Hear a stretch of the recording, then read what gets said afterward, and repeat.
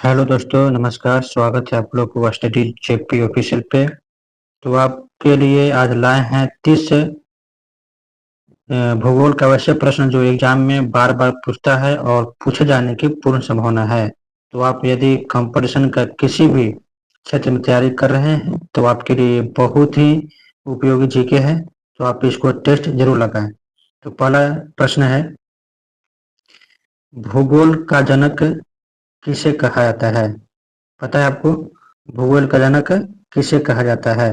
तो इसका सही उत्तर होगा ऑप्शन डी, हैकिटियस। अगला प्रश्न है, भूगोल के लिए ज्योग्राफी का शब्द का प्रयोग सर्वप्रथम किसने किया था? तो इसका सही उत्तर होगा ऑप्शन डी, इरेटोस्थनीज। अगला प्रश्न है, मानव भूगोल का पिता निम्नलिखित में से किसको कहा जाता है? तो मानव भूगोल का पिता किसे कहते हैं? Option A, Karl Ritter. अगला प्रश्न है, भूगोल को मानव पारिस्थितिकी के रूप में परिभाषित करने वाला विद्वान कौन है? तो इसका सही उत्तर होगा ऑप्शन सी, एच बैरॉज। तो आप कितना प्रश्न का सही उत्तर दे पा रहे हैं आप कमेंट बॉक्स में हमें बताएं। अगला प्रश्न है, भू आकृति विज्ञान का जन्मदाता किसे माना जाता है?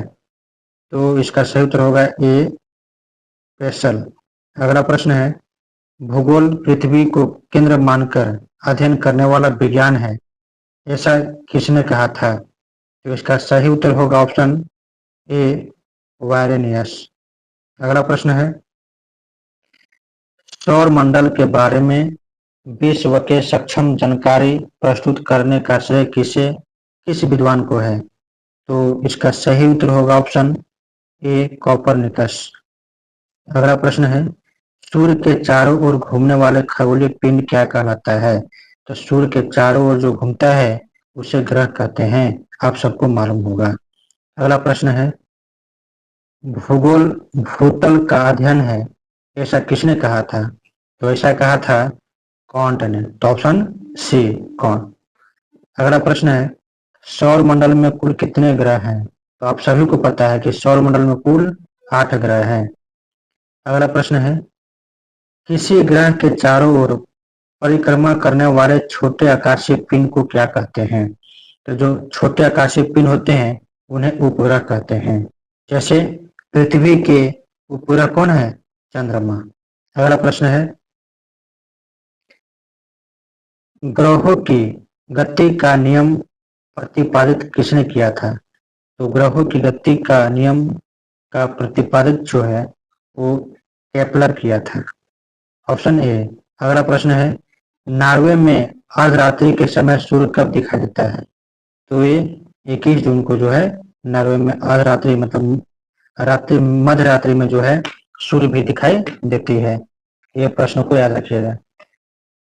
अगला प्रश्न है, सौर मंडल की खोज किसने की थी? तो सौर मंडल की खोज कोपरनिकस ने किया था, ऑप्शन ए। अगला प्रश्न है, सौर मंडल का जन्मदाता किसे कहा जाता है? तो सौर मंडल का जन्मदाता जो है वो सूर्य को कहते हैं। अगला प्रश्न है,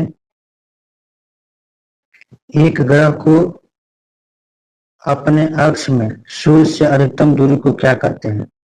एक ग्रह की अपने कक्ष में सूर्य से अधिकतम दूरी को क्या कहते हैं? तो इसका सही उत्तर होगा ऑप्शन बी, ऑप्शन। और जो नजदीक होता है उसको क्या बोलते हैं? उपसौर। ये चीज को आपको याद रखिएगा। अगला प्रश्न है, एक ग्रह की अपने कक्ष में सूर्य से न्यूनतम दूरी को क्या कहा जाता है? तो एक ग्रह की अपने कक्ष में सूर्य से न्यूनतम दूरी को क्या कहते हैं? जस्ट बताया है ऊपर, बताइए। तो उपसौर। ठीक है, ऑफशोर और उपसौर याद रखिएगा आप लोग। अगला प्रश्न है, अंतरिक्ष में कुल कितने तारामंडल हैं? तो अंतरिक्ष में कुल 89 तारामंडल हैं। अगला प्रश्न है, पार्थिव ग्रहों की संख्या कितनी है? तो पार्थिव ग्रहों की संख्या जो है वो 4 है, ऑप्शन सी। अगला प्रश्न है, ब्रह्मांड में विस्फोटित तारा कहलाती है? तो ब्रह्मांड में विस्फोटित तारा कौन कहलाती है? तो है अभिनव तारा। अगला प्रश्न है, निम्नलिखित में से कौन एक तारा है? तो तारा कौन है? तो सूर्य एक तारा है। ठीक है।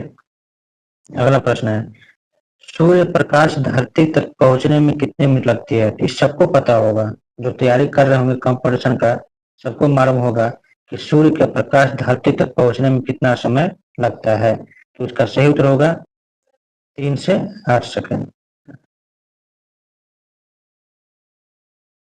अगला प्रश्न है, सूर्य के सबसे दूर कौन सा ग्रह है? तो सूर्य के सबसे दूर जो है वो वरुण ग्रह है। ठीक है।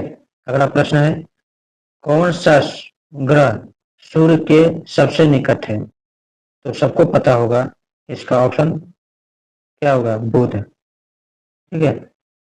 अगला प्रश्न है, किस ग्रह में चंद्रमा की तरह कलाएं होती है?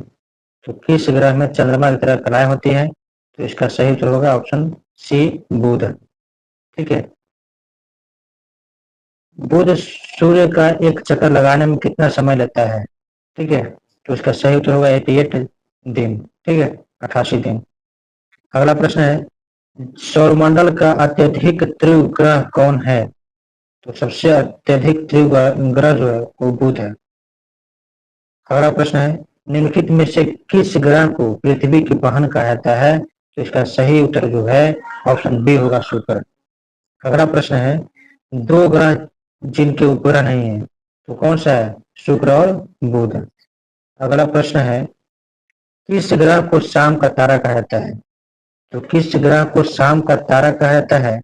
आप लोग अगर तैयारी कर रहे हैं कंपटीशन का, तो हमें कमेंट बॉक्स में बताएं कि किस ग्रह को शाम का तारा कहा जाता है। तो हमारे वीडियो को देखने के लिए आप लोग हमेशा के लिए हमारे चैनल को सब्सक्राइब कर लीजिए। धन्यवाद।